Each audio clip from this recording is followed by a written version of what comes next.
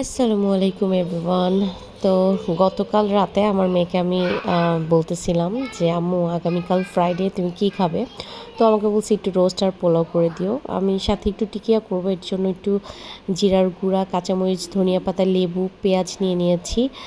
আর হচ্ছে টিকিয়ার জন্য আমি ছোট ছোট করে মুরগির মাংস, বুটের ডাল আর চা মশলা দিয়ে এটাকে প্রেশারে সিটি দিয়ে একটুখানি পানি আছে ওটা আমি শুকায় নিচ্ছি, দেন এটাকে পাটায় বাটা হবে।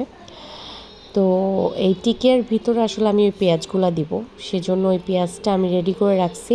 নর্মালি এই টিকিয়াটা আমি অনেক গরুর মাংস দিয়েই করে থাকি, আমি আম্মু সবাই, কিন্তু যেহেতু এখন গরুর মাংস নাই তো আমি এখন মুরগির মাংস দিয়েই করতেছি।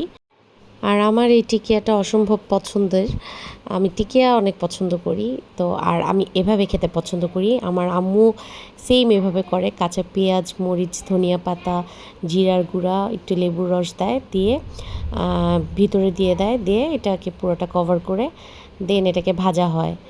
তো আমি ওইভাবে করেই করে নিচ্ছি। তো দুপুরের জন্য এইগুলো করে নিলাম, আর এগুলো আছে, এগুলা হচ্ছে রেখে দিব ডিপে, আর একটু আছে, আর কয়েকটা করব, করে এগুলা বাকিগুলা ডিপে রেখে দিব।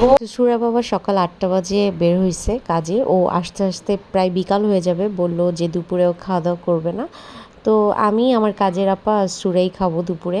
তো আমাদের জন্য অল্প করে সালাদ কেটে নিয়েছি, সুরার জন্য রোস্ট করলাম, পোলাও করলাম, টিকিয়া তো করলামই, আমরা তিনজন মিলে এখন খেয়ে নিব।